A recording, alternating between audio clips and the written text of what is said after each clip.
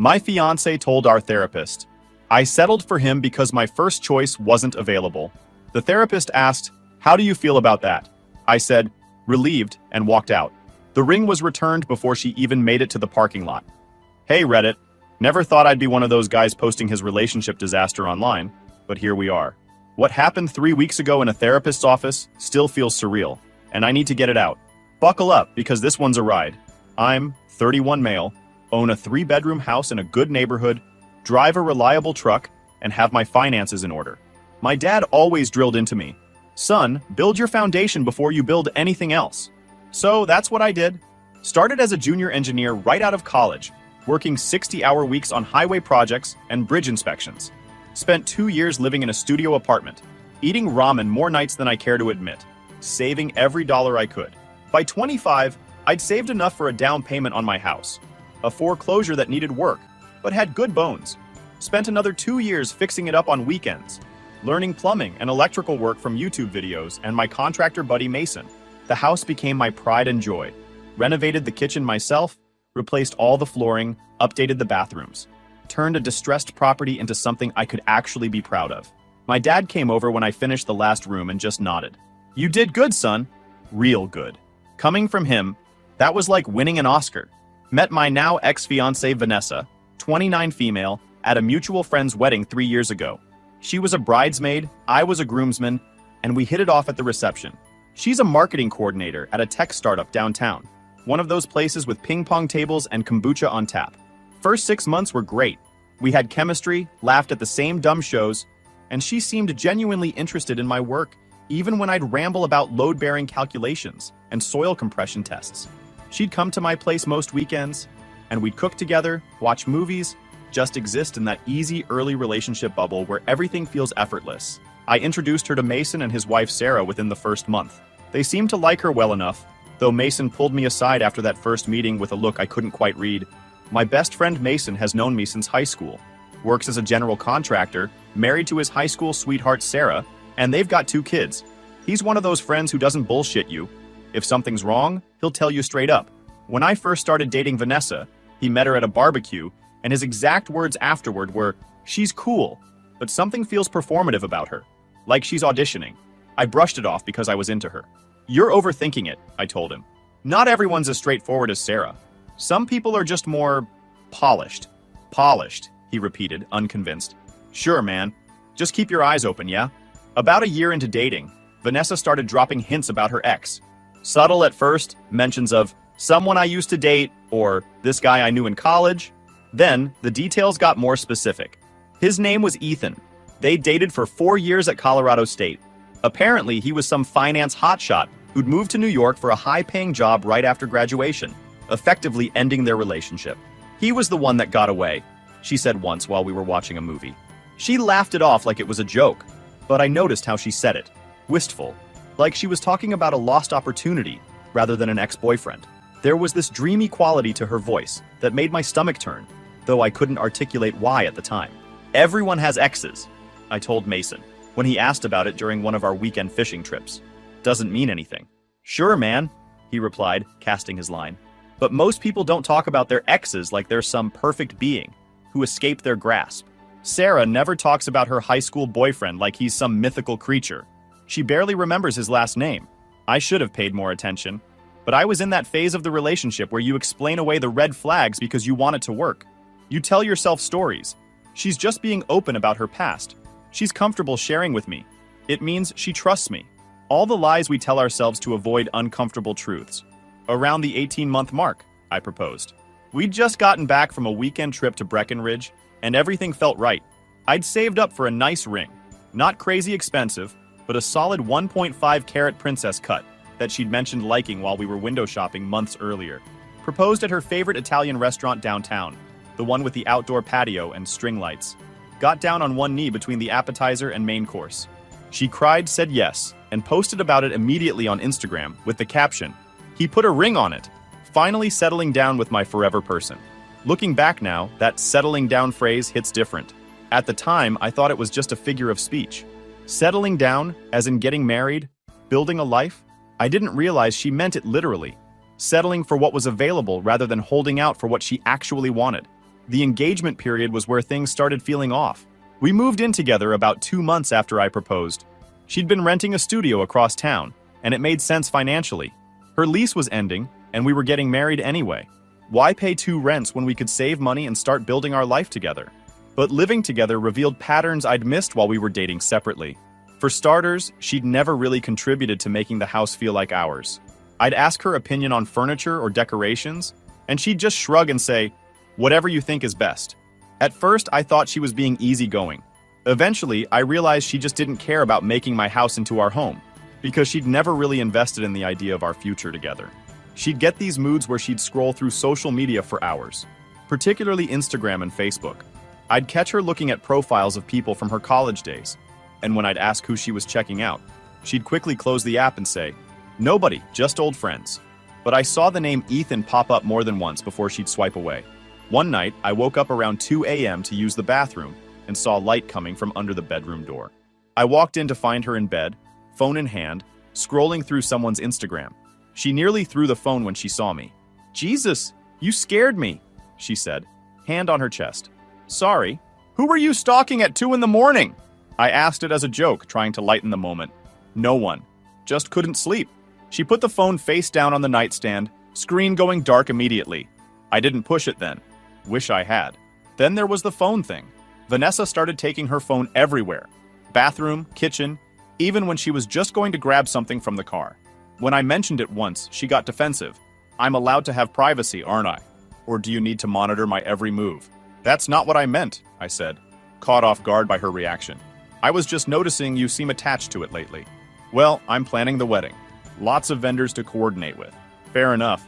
Wedding planning is stressful. I let it go. But it nagged at me.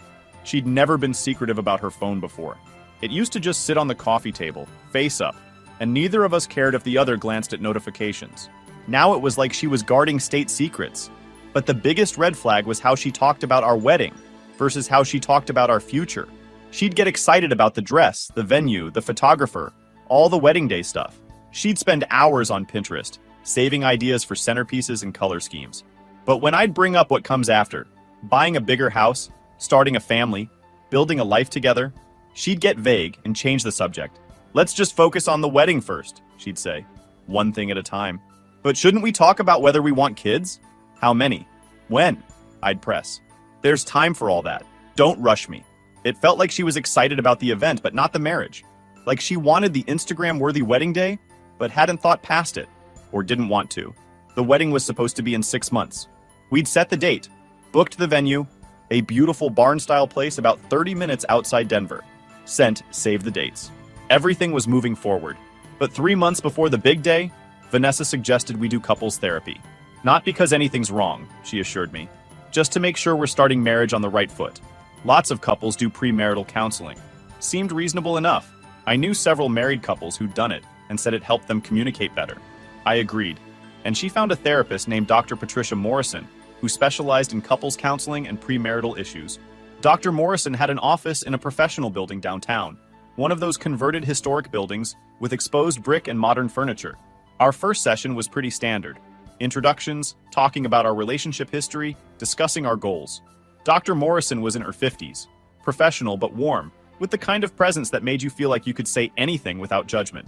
She asked good questions and made us both feel heard. "What brought you here today?" she asked during that first session. "We want to start our marriage strong," Vanessa said, reaching over to squeeze my hand. "Make sure we're communicating well and on the same page about everything." Dr. Morrison nodded. "That's a wonderful goal. Many couples wait until they're in crisis to seek therapy. Coming proactively shows real commitment to the relationship." At the time, I felt good about that. Look at us, I thought, being mature adults who invest in our relationship. I should have wondered why Vanessa was suddenly so interested in making sure we were on the same page when she'd spent the past year avoiding serious conversations about our future. Sessions 2 and 3 were more of the same. We talked about communication styles, conflict resolution, how we'd handle finances. Vanessa said she wanted to keep our accounts separate initially. I suggested a joint account for household expenses and separate accounts for personal spending. We compromised on the details. Standard stuff. Vanessa seemed engaged, taking it seriously. I thought maybe this was actually helping us. Dr. Morrison had us do exercises between sessions. Communication homework, she called it. We were supposed to set aside time each week to discuss specific topics without distractions, how we'd handle holidays with both families, what our sleep schedules looked like, and whether we were compatible in that regard. Division of household chores. These conversations were fine but surface level. We could agree on who'd do dishes versus laundry, but anytime I tried to go deeper, about values, about what kind of parents we'd be, about long-term goals, Vanessa would redirect. "Let's stay focused on the homework topic," she'd say, as if discussing our future was going off script. Session 4. That's where everything imploded. We arrived on time, took our usual seats on Dr. Morrison's overstuffed couch. The office was one of those calming spaces with neutral colors, soft lighting, and a white noise machine outside the door to ensure privacy. Dr. Morrison had her notebook ready, smiled at both of us, and started with her typical opener. "So, how have things been since our last session?" Vanessa launched into something about work stress and wedding planning logistics. Her boss was pushing for a major campaign launch right before our wedding date, and she was worried about being too stressed to enjoy the day. I nodded along, occasionally adding details about my own work projects. Everything seemed normal. We were hitting our rhythm with therapy, having these measured, therapeutic conversations. Then Dr. Morrison shifted gears. "I want to talk about expectations," she said, looking between both of us. Her expression was neutral, but there was something purposeful in her tone. Sometimes people enter marriage with different expectations about what the relationship means, what they're getting, what they're giving.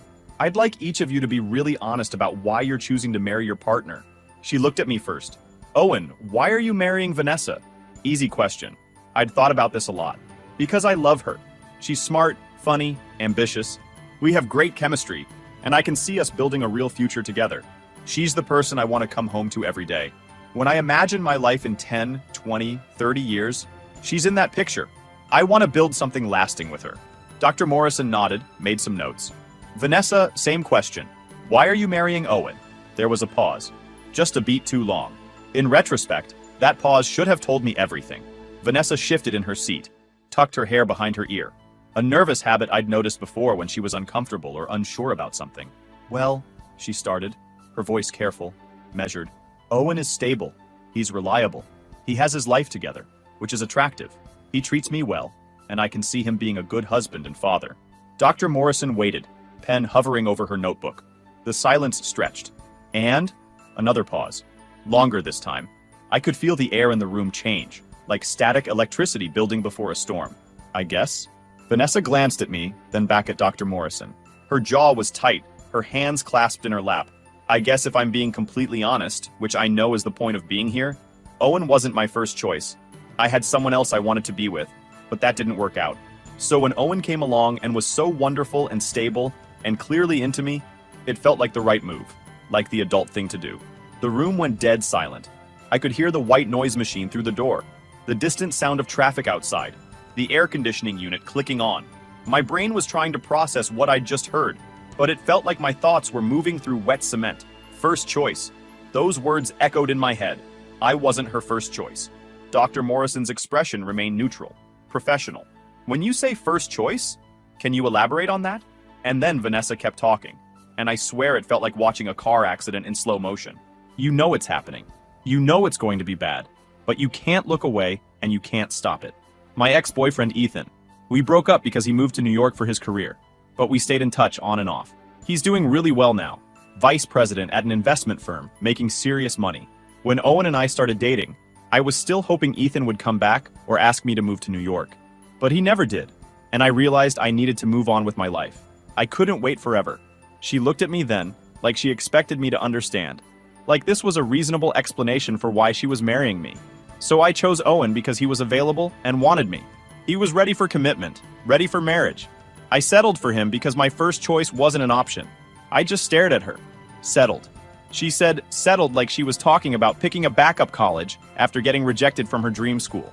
Like I was a fallback option, a consolation prize, a might as well since my real preference isn't available.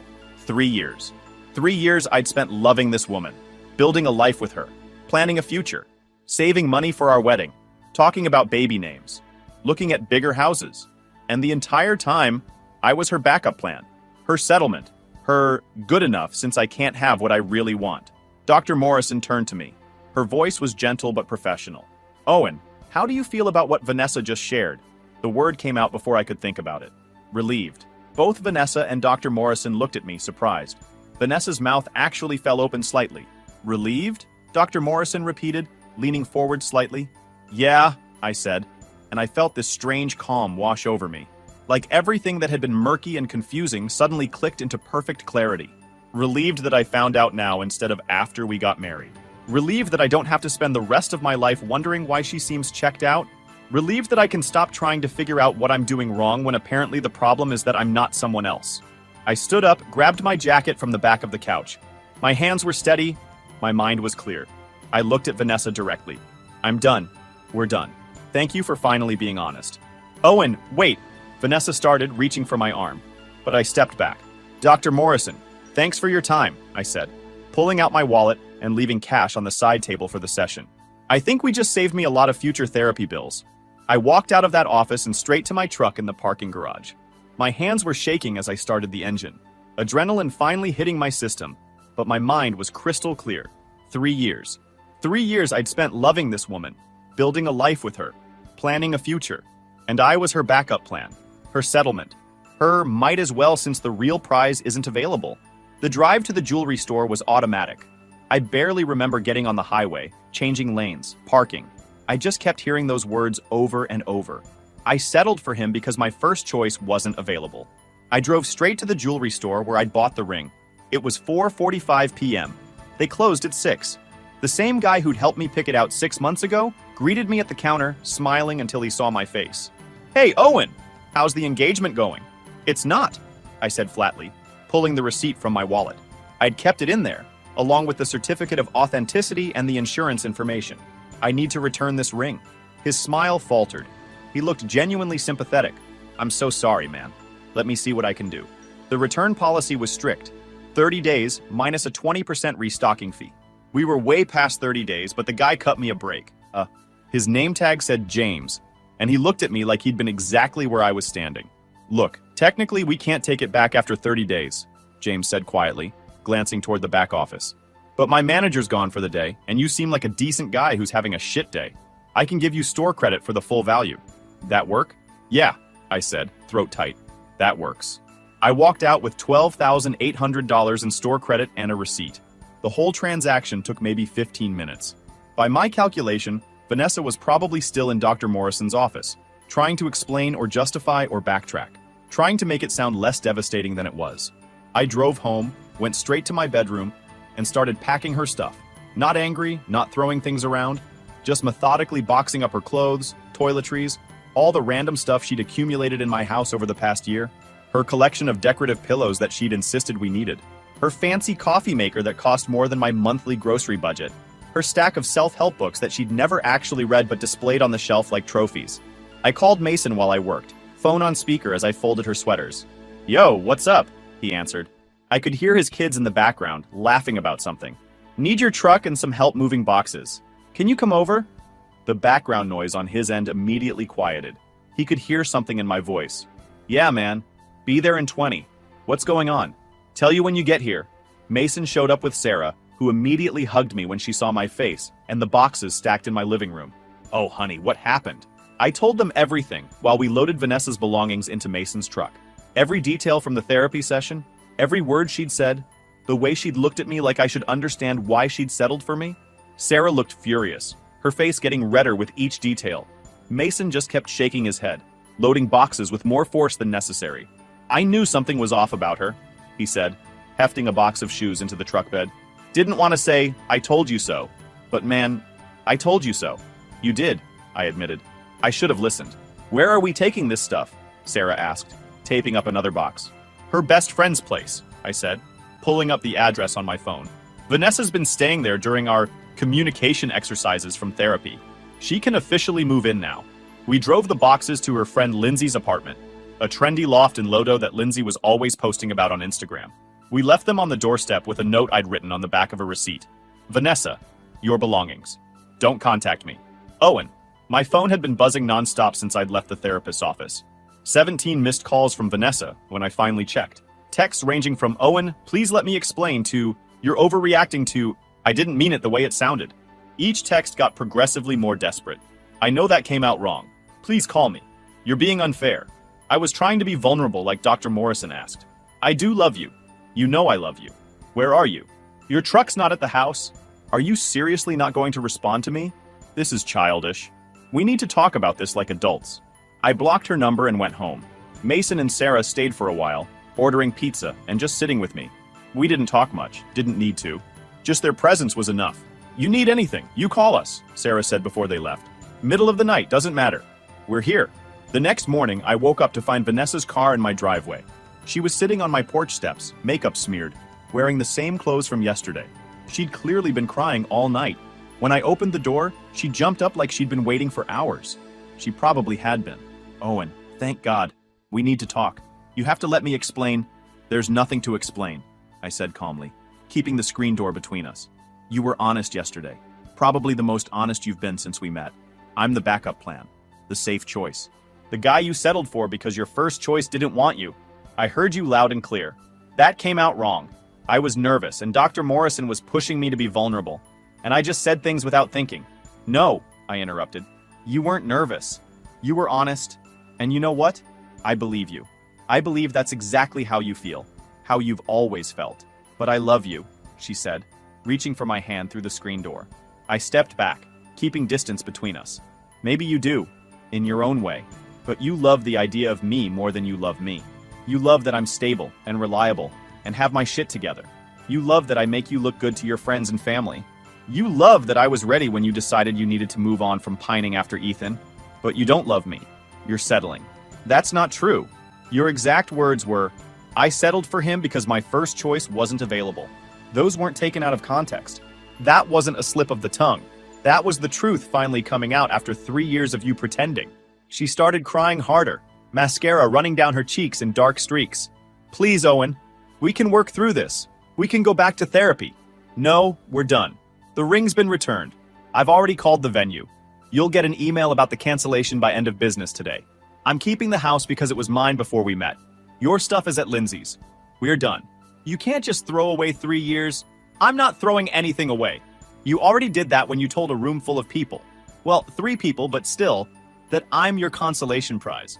That you're settling for me. Those words came out of your mouth, Vanessa. Own them. I went back inside and locked the door. She stayed on the porch for another 10 minutes, calling my name, apologizing, begging.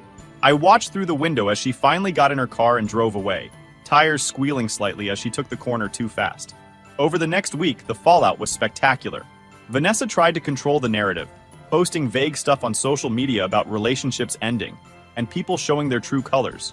She posted a photo of herself looking sad with a caption about when someone can't handle honest communication and learning who your real partner is during hard times. Her Instagram story was a whole series of quotes. Not everyone can handle a strong, honest woman. Real love means working through hard conversations. Some people want perfection instead of authenticity. But our mutual friends had questions. When pressed, Vanessa apparently told people I'd freaked out over nothing and that I was being dramatic and immature.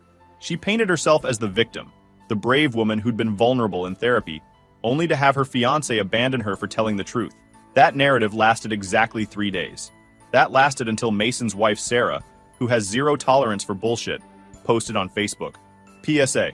If you tell your fiancé in couples therapy that he was your backup plan and you settled for him because your first choice wasn't available, you don't get to play the victim when he walks away. Own your words, Vanessa. Sarah tagged Vanessa and several of our mutual friends. The post blew up. People started asking questions.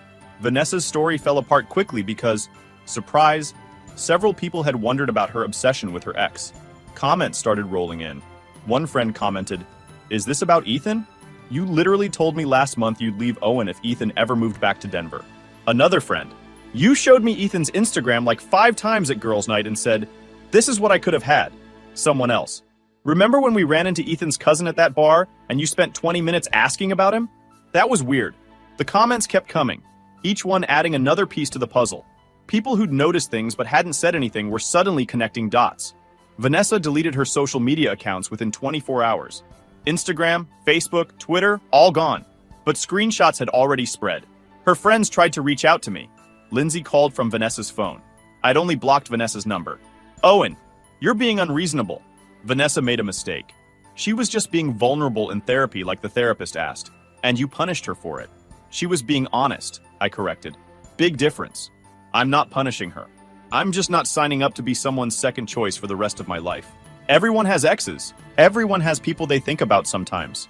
There's a difference between having an ex and telling your current partner in front of a therapist that you settled for them because your real first choice wasn't available. That's not thinking about an ex sometimes. That's admitting you never really wanted me in the first place. Don't call me again. I hung up and blocked that number too. My family was incredible through all of this. My dad came over the day after the therapy session, brought steaks, and we grilled in the backyard. Didn't talk about it much, just existed in the same space while he made sure I was eating and functioning. He did eventually ask what happened, and when I told him, he just shook his head. Some people don't know what they have until it's gone, he said, flipping steaks. Your mother and I knew something was off with her. Too focused on appearances, not enough substance. But you seemed happy, so we kept our mouths shut. I wish you'd said something. Would you have listened? He asked, meeting my eyes. Probably not. My mom called every day, just checking in. Sometimes we'd talk for an hour about nothing. Her garden, the neighbor's drama, what she was watching on TV. Sometimes it was just a 5-minute check. You eating? You sleeping? You need anything? She drove down from Fort Collins twice in that first week, bringing containers of food and just sitting with me. You did the right thing, she said during one visit. I know it hurts now, but imagine finding out after you were married with kids. I keep thinking about that, I admitted. What if Ethan had come back to Denver after we got married? Would she have left me then? Would she have had an affair? Maybe, Mom said honestly. And that's exactly why you had to end it now. You can't build a life with someone who's waiting for something better to come along. Work was a good distraction. I threw myself into the infrastructure project I'd been leading, staying late, volunteering for extra site visits. My boss noticed the uptick in productivity, but didn't ask questions until 2 weeks in. Owen, you're doing great work, but you're also here until 8 p.m. every night. Everything okay? I gave him the abbreviated version. He nodded sympathetically. My first engagement ended badly too. Caught her cheating. Take Friday off, seriously. Go do something for yourself. I took his advice and drove up to the mountains with Mason. We spent the day hiking and fishing, not talking about much. It was exactly what I needed. Just being outside, moving my body, focusing on the simple task of catching fish, instead of replaying therapy sessions in my head. Meanwhile, Vanessa's situation was deteriorating. Through the friend grapevine, mostly through Sarah, who still talked to some of Vanessa's friends, I learned that her parents were furious with her. Apparently, they'd contributed $15,000 toward the wedding and lost most of it in cancellation fees. Her dad had called her and reamed her out for throwing away a good man over childish fantasies. Her work friends had seen the Facebook drama and were taking sides, most of them not hers. Apparently, several coworkers had heard her talk about Ethan during lunch breaks and had thought it was weird that she was so obsessed with an ex while engaged to someone else. Ethan, the famous ex, had gotten wind of the situation somehow and sent Vanessa a message saying he was engaged to someone in New York and would she please stop talking about him. He'd apparently heard from mutual friends that she was telling people they'd stayed in touch, and he wanted to make it clear they'd barely spoken in years. That last one was particularly satisfying. Her first choice wasn't just unavailable, he was actively telling her to leave him alone. The fantasy she'd built up in her head had just been obliterated by reality. About 3 weeks after the therapy session implosion, I was at Home Depot picking up supplies for a bathroom renovation I'd been putting off when I ran into Vanessa. She looked rough, dark circles under her eyes, hair pulled back messily, wearing sweats and an oversized hoodie. When she saw me, her face went through several emotions: surprise, hope, shame, desperation. "Owen," she said, blocking my path to the paint aisle. "Please, can we just talk?" 5 minutes. I don't think that's a good idea.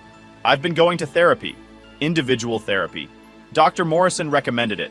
I'm working on my issues with attachment and why I couldn't let go of the past. That's great, I said, genuinely meaning it. I hope therapy helps you, but it doesn't change anything between us. I realized I was wrong. About everything. You weren't my second choice? Yes, I was. That's what you said. And you meant it. You meant it when you said it. And I think you still mean it now, even if you wish you didn't. I was confused.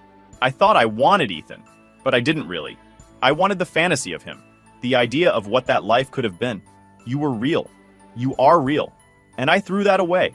Yeah, you did. She teared up. Is there really no chance? Nothing I can do?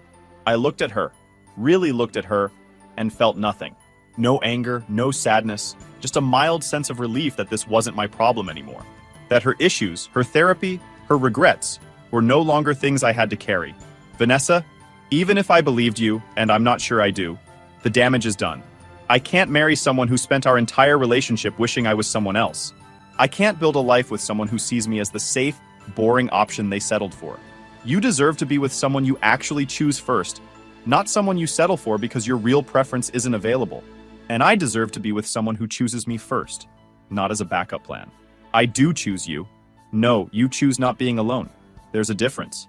You're not upset because you lost me. You're upset because your backup plan walked away and now you don't have anyone. I walked past her and grabbed the paint samples I needed. She didn't follow me. When I glanced back from the checkout line, she was gone. That night, Mason and Sarah came over with dinner. Pizza from our favorite place and some craft beers. We ate and watched terrible reality TV, and I felt more at peace than I had in months, maybe years. You seem lighter, Sarah observed, feet tucked under her on my couch. Like a weight's been lifted. That's because it has, I said. I spent 2 years trying to figure out why nothing I did felt like enough. Why she always seemed a little distant, a little checked out. Turns out it wasn't about me at all. It was never about me. Her loss, Mason said, raising his beer. To my best friend, who dodged a massive bullet and didn't even flinch. We clinked bottles. The following week settled into a new rhythm. I focused on work, spent time with friends, started going to the gym more consistently. My house, which had felt uncomfortably empty at first, now felt peaceful. I could leave my tools out, watch whatever I wanted, exist without wondering if I was measuring up to some ghost of a relationship past. I did have one more encounter with Vanessa's world, though. About a month after the Home Depot incident, her mother called me. I almost didn't answer. It was a number I didn't recognize. But curiosity won. Owen, this is Patricia, Vanessa's mother. Hi, Patricia. What can I do for you? She sighed heavily. I want to apologize. For Vanessa, but also for myself and Richard. We should have seen what was happening. We should have raised her better than to treat someone the way she treated you. We failed her in that regard, and you paid the price. I wasn't expecting that. I appreciate you saying that. She's devastated, you know. Absolutely destroyed. But that's on her. She did this to herself. Another sigh. You were good to her. You would have been a wonderful son-in-law. I'm sorry we won't get to see that future. Richard wanted me to tell you he's sorry too. He's not great with phone calls, but he feels terrible about all of this. Tell him I appreciate it. You both were always kind to me. Take care of yourself, Owen. You deserve someone who loves you properly, who chooses you first every single day without hesitation or doubt. Thank you. Same to you and Richard. After we hung up, I sat on my porch, watching the sunset paint the sky in shades of orange and pink, and realized I'd fully processed everything. The anger was gone. The hurt was gone. I wasn't carrying Vanessa anymore. Not her choices, not her regrets, not her inability to be honest about what she wanted. As for Vanessa, last I heard through the grapevine, she moved to Seattle for a fresh start. New city, new job, new life. I hope she figures out what she's looking for. I hope she learns to be honest with herself and whoever she dates next. But mostly, I hope she learns that people aren't interchangeable. That telling someone they're your backup plan isn't being vulnerable, it's being cruel. And that some words once spoken can't be taken back. So, yeah, that's my story. The woman I was going to marry told a therapist and me that I was her consolation prize, and I walked away. Best decision I ever made. YouTube just dropped this new hype feature. If you're hooked on this story, smash that hype button. It tells YouTube this video deserves to blow up, and it keeps even crazier stories coming your way.